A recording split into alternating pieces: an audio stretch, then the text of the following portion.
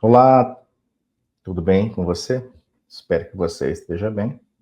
Então, dando sequência à nossa aula da disciplina Ciências Naturais, Contextos e Estratégias de Ensino e Aprendizagem.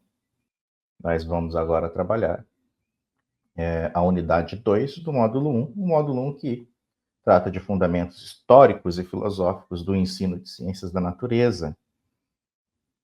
Nessa unidade, nós vamos falar um pouco sobre os aspectos históricos relacionados ao ensino de ciências da natureza. Nessa aula, nós vamos dividir em 3 etapas. A primeira etapa é falar, explicar, discutir, refletir sobre o ensino de ciências e sua especificidade. Quer dizer, essa é uma disciplina que tem um caráter técnico. Então, existem muitos conceitos, termos que são, bom, pelo menos muitos alunos reclamam quando estão começando a estudar biologia por conta da terminologia, né? Então, essa disciplina tem uma outra característica, uma outra modalidade e trabalha com outros tipos de linguagem. Então, é importante a gente conhecer essa especificidade do ensino de ciências para poder elaborar um material adequado, para poder criar estratégias adequadas para o nosso público. O segundo ponto que nós vamos trabalhar, e aí eu coloquei ele maior de propósito, porque é a parte mais densa dessa aula, são os aspectos históricos do ensino de ciências. A gente vai partir ali da década de 20, discutindo alguns aspectos metodológicos de ensino que eram realizados a partir da década de 20 para as outras décadas e fazer esse relacionamento de metodologia, processo de ensino, avançando para o que temos hoje. E finalizamos com o ponto 3, que é a relação professor-aluno e ensino de ciências. Quer dizer, a gente precisa entender como ocorre esse relacionamento professor-aluno. A partir da perspectiva dos aspectos históricos, vocês vão entender melhor isso, porque a partir da década de 20, a gente não tinha um relacionamento professor-aluno existente de fato, né? E quais são os elementos que o professor tem que trazer? Quais são os instrumentos que o professor precisa trazer para o ambiente escolar e como que a gente pensa a concepção de aluno? Por isso é importante conhecer essa relação professor-aluno específico para a área de ciências. Porque como que a gente vai trabalhar a concepção de ciências e os aspectos de ensino dessa área sem saber qual é a função de cada um no ambiente da sala de aula? Então, nessa unidade nós vamos trabalhar esses aspectos. O primeiro aspecto é o domínio do conteúdo. Por se tratar de uma disciplina que tem muitos conceitos técnicos, muitas nomenclaturas difíceis de memorizar. Então, um ponto primordial para o professor de ensino de ciências é ele ter domínio desse conteúdo. É claro que ele tem informação, estudou para isso, mas é importante sempre revisitar esses conceitos, né? Olhar materiais novos, para que ele possa sempre estar atualizado em relação a isso. Então, é um ponto primordial, é ter domínio do conteúdo, é saber do que está falando, é entender esse conceito, é entender as estruturas, as nomenclaturas, o porquê do nome de cada estrutura, né? Na área de ciências, existe uma razão para as nomenclaturas serem do jeito que é. Então, esse é um ponto importante. Na área da metodologia, nos importa compreender qual é o formato que a gente vai trabalhar na sala de aula. Porque só pensar em quadro e giz não é o suficiente para trabalhar uma disciplina que possui uma abordagem diferente, uma modalidade diferente. Então, eu preciso ter técnicas e procedimentos para que eu possa aliar essa modalidade que existe do ensino de ciências para a forma que eu vou ensinar e esse conteúdo ser acessível para os alunos. Isso me faz pensar no outro ponto, que é o interesse do aluno. Quer dizer, eu vou partir do interesse dele, da curiosidade, das questões que ele traz, o porquê das coisas. Porque como a gente está trabalhando com crianças, as crianças são curiosas por natureza. Na verdade, todos nós somos curiosos por natureza. E como estimular toda essa curiosidade em prol da nossa disciplina? É isso que a gente precisa pensar na hora de planejar a nossa aula. Então, conteúdo, formas de abordar o conteúdo e como é que o aluno se insere nisso. Qual que é o interesse dele nessa disciplina? Como que eu vou envolver os alunos para que eles possam aprender? Então, trazendo um pouquinho sobre concepção de ciência. Então, a ciência está relacionada com solução de problemas, não há lugar para certezas absolutas. Ciência envolve cultura do nosso tempo, como a gente falou na aula anterior. Para cada período de tempo, tínhamos instrumentos para aquele tempo e uma verdade para aquele tempo. Conforme vamos avançando no conhecimento, vamos observando novas verdades. E outro ponto é conhecer para poder transformar a natureza de forma harmoniosa, sem fazer grandes, sem fazer grandes destruições, vamos dizer assim. Postura ética e política também é um dos pontos que a gente trabalha em concepção de ciência. Então perceba que na aula anterior nós falamos concepção de ciência de um formato geral. Agora nós estamos trabalhando um pouco mais aprofundado, trazendo outras questões que envolvem o que é ciência. Para o aluno, tudo isso está relacionado com os saberes serem significativos e terem sentido para ele, para que ele possa entender como que ele está inserido nesse contexto. Ora, se ele está estudando determinado conteúdo na disciplina de ciências, em que momento ele pode ter essa relação do conteúdo com aquilo que ele vivencia, com aquilo que ele experimenta? Será que tem? É claro que tem. E é função do professor trazer essas ferramentas para que ele possa fazer essa interpretação e compreender onde ele está inserido. Isso está relacionado com a alfabetização científica. Olhar para os fenômenos da natureza com um outro olhar, porque agora ele vai ter ferramentas de análise, ferramentas de mensuração, ele vai perceber o ambiente de forma diferente, vai entender como que funciona esses fenômenos e vai poder explicar, inclusive. Então, isso está relacionado com a alfabetização científica, que é uma das concepções de ciências. Outro ponto, como que o conhecimento científico e tecnológico está na minha vida diária, está no meu cotidiano? Como que eu uso isso? Como que eu posso criar coisas novas? Outro ponto de concepção de ciências está relacionado com a consciência da complexa relação ciência e sociedade, porque isso está diretamente ligado com a qualidade de vida do sujeito, com a qualidade de vida do grupo social em que eu estou inserido. E, claro, diretamente relacionado com a sustentabilidade. Ainda falando sobre concepção de ciências, a gente pode pensar a ciência como desenvolvimento e preocupação com os recursos naturais. Ora, eu preciso conhecer também para poder preservar. Então, ciência tem essa função de fazer investigações pensando no desenvolvimento, mas pensando também na preservação. E esse é um ponto que nós vamos aprofundar um pouquinho no módulo 3.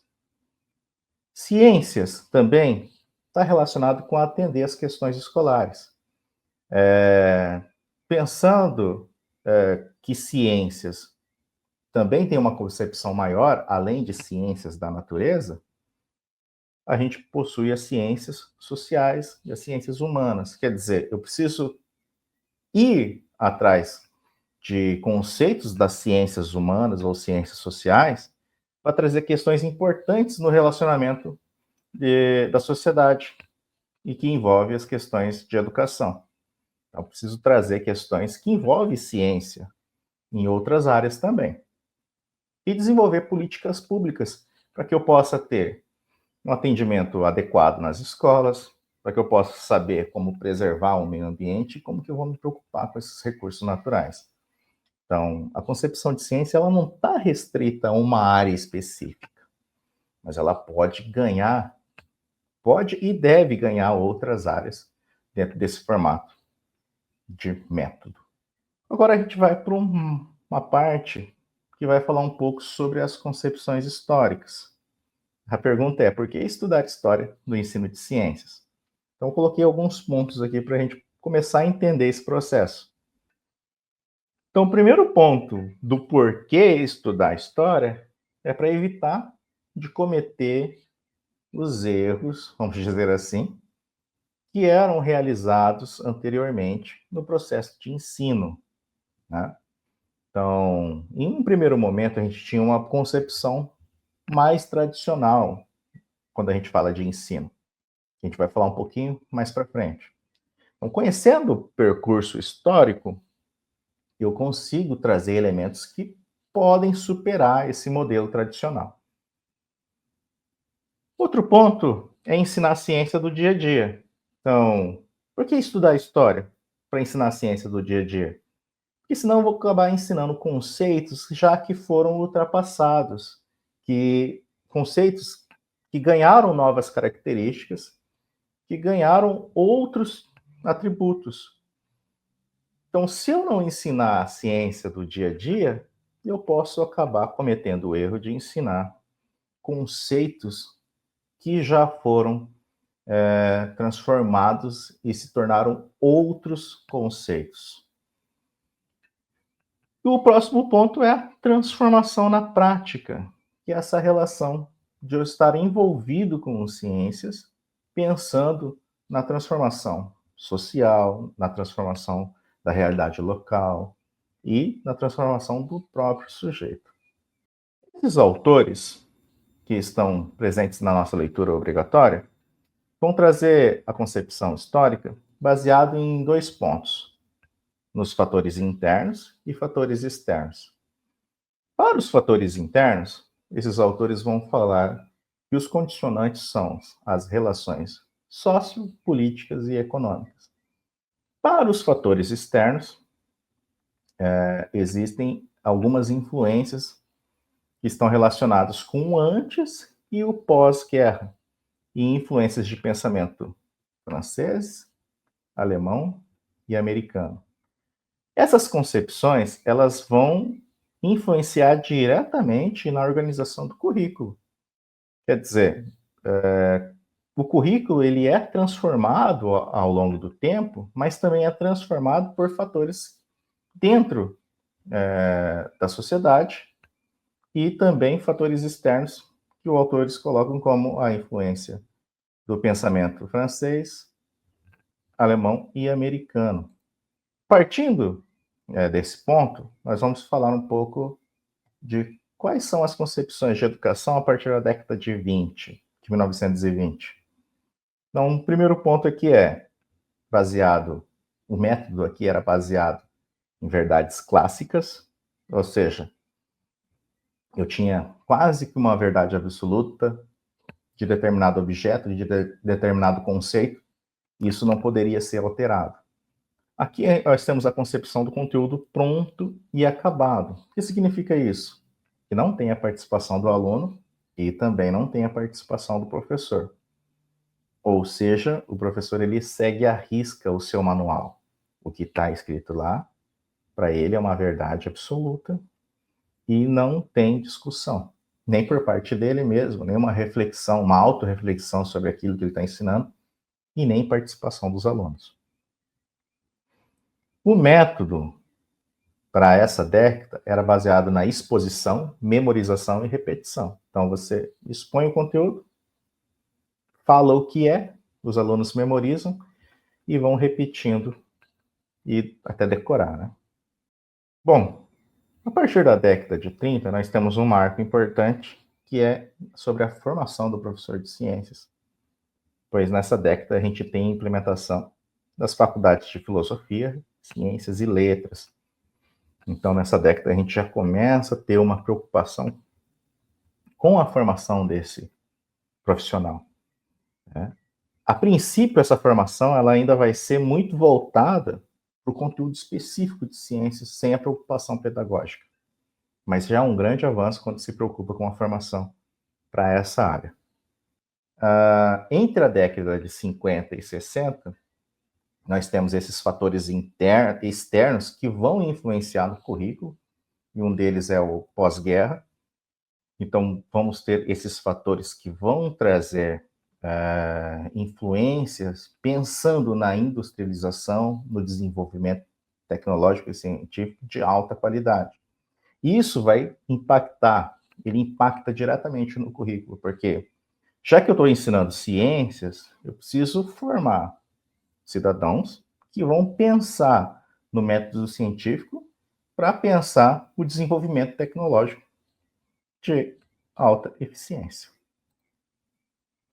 Ainda no processo histórico, a gente tem aqui alguns eventos, como o lançamento da Sputnik, né?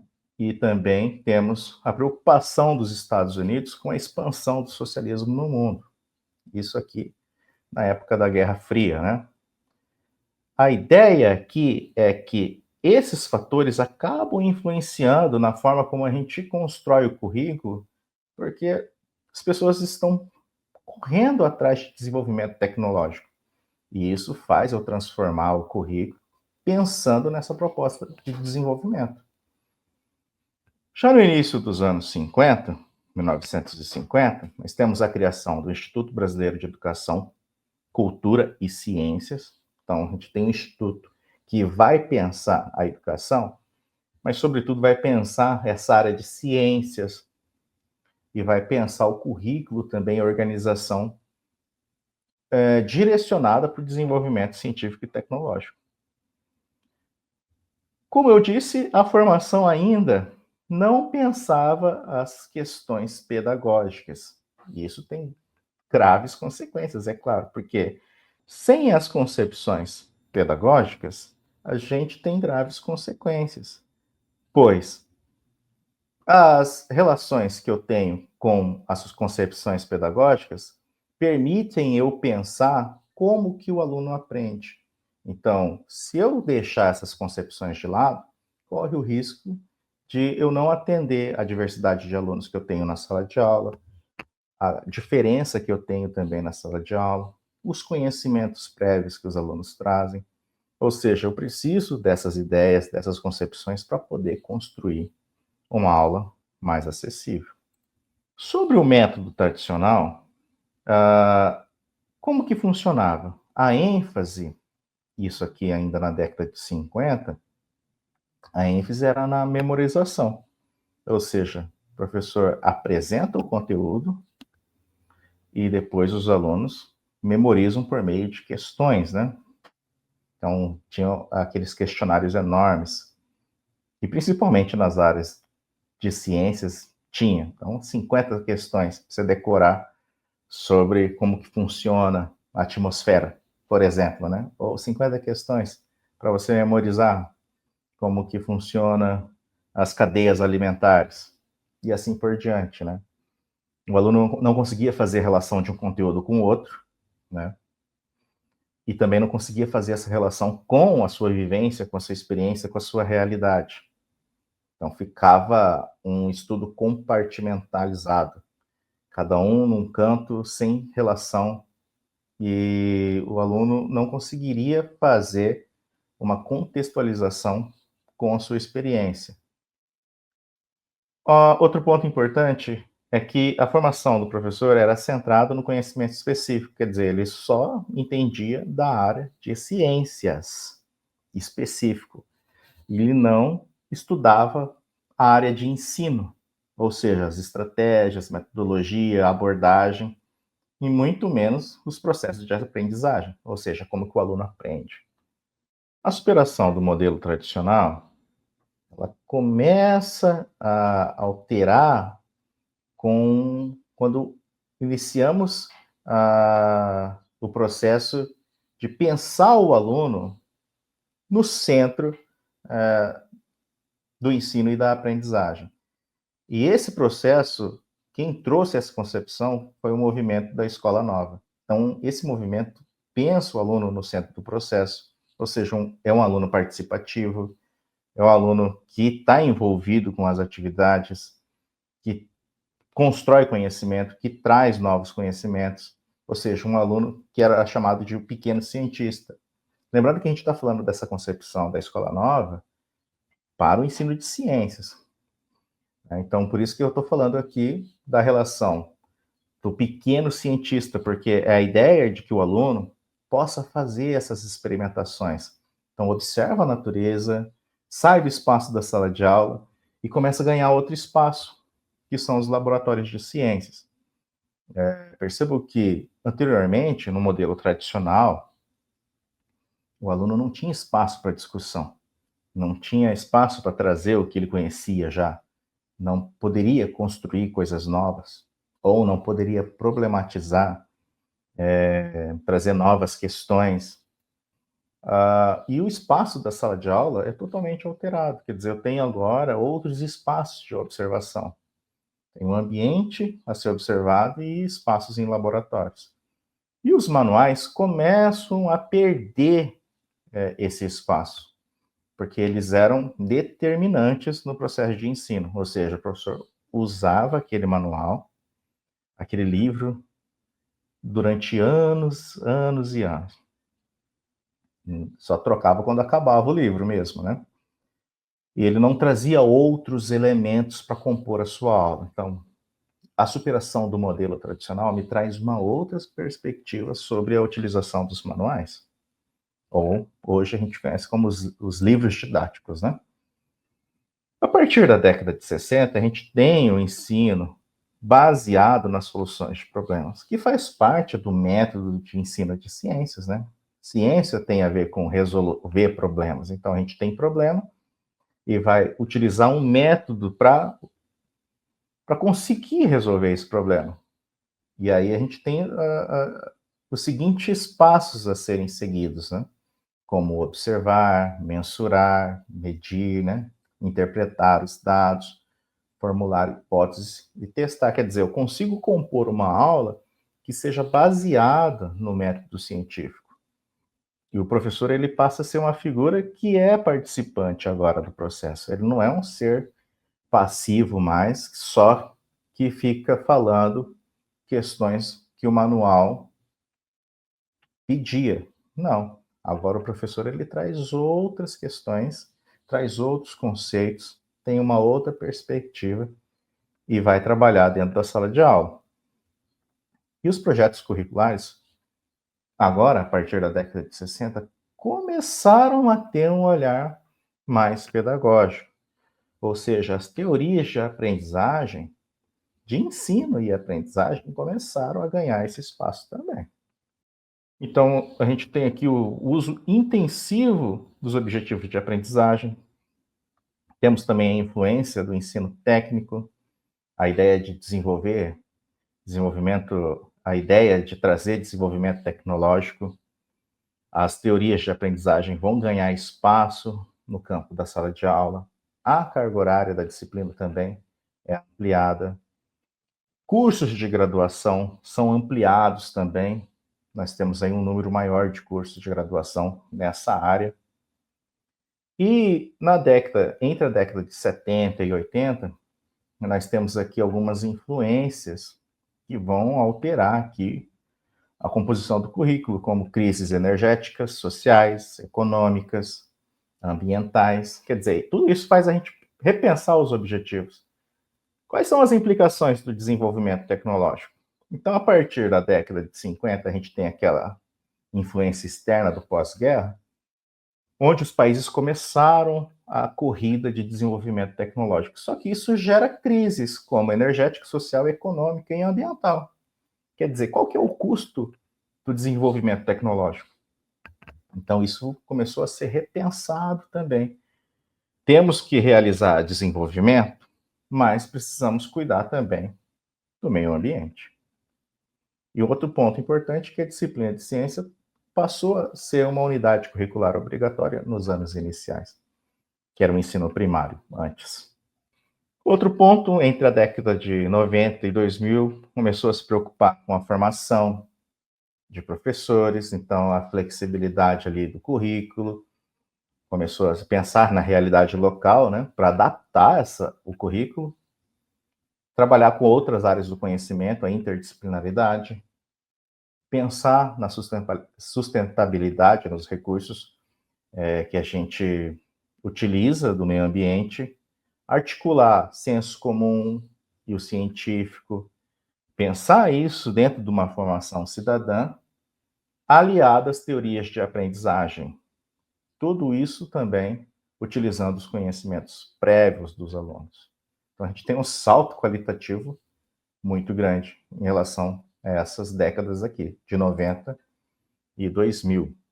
Bom, nesse aspecto, a escola pode ser reprodutora da sociedade e também fazer uma formação crítica e transformadora da sociedade. Quer dizer, a gente tem que pensar a educação de forma que isso devolva para a sociedade meios de transformar ela mesma, ou seja, de criar uma qualidade de vida melhor, de ter melhores acessos, enfim, quer dizer, os métodos, técnicas, conteúdos, todos são influenciados por essas questões de reprodução da sociedade e formação crítica, que, por sua vez, também transformam essas duas concepções. Então, é um ciclo que sempre se transforma. Sobre a relação do professor e ensino de ciências, ainda hoje, nós podemos observar que muitos professores ainda trabalham utilizando o método tradicional.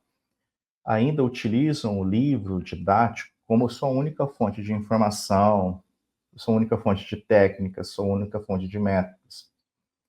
É importante frisar que o livro didático, ele é uma das possibilidades de trabalho e não o seu eixo central.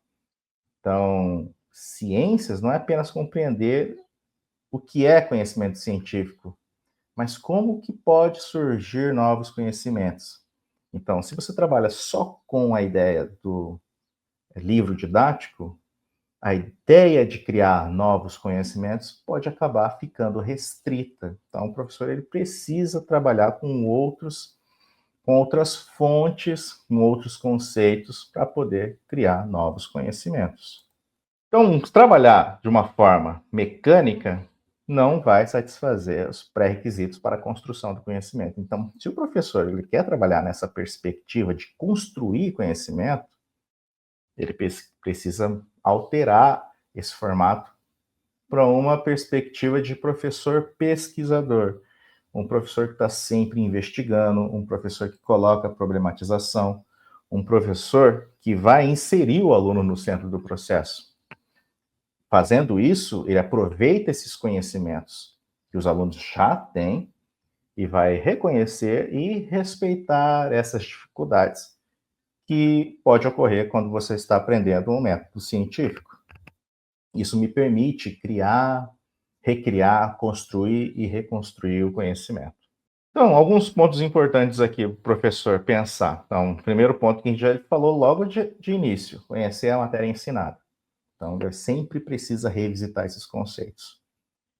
Questionar as concepções prévias que ele mesmo tem em relação aos conteúdos que ele já tinha estudado, conteúdos que ele já revisitou e conteúdos que ele busca em outras fontes. Atentar-se ao conhecimento dos alunos, saber o que eles trazem de novidade ou o que eles trazem já de conhecimento prévio da sua realidade local. Elaborar as atividades relacionadas a essas problemáticas da realidade local, para que seja significativo para o aluno. E orientar os trabalhos com os alunos, ou seja, o professor precisa sempre trabalhar em contato com o aluno para poder ajudá-lo a resolver as problemáticas que são apresentadas a ele. Então, recapitulando o que falamos um pouco nesse módulo, falamos sobre as especificidades do ensino de ciência, que é uma disciplina que possui uma outra modalidade, então precisamos pensar em estratégias para atender essas especificidades. Falamos um pouco sobre a trajetória histórica do ensino de ciências, a partir lá da década de 20 até os anos 2000, e finalizamos com essa relação do professor-aluno, que o professor ele precisa conhecer a matéria ensinada, precisa revisitar os métodos, precisa conhecer a abordagem dos conhecimentos prévios dos alunos, precisa fazer um acompanhamento dessas atividades e elaborá-las de forma que seja adequada a esses conhecimentos prévios. Espero que vocês tenham gostado. Fiquem na paz, um forte abraço e até a próxima aula. Olá, professor. Prontinho, professor. Finalizamos essa.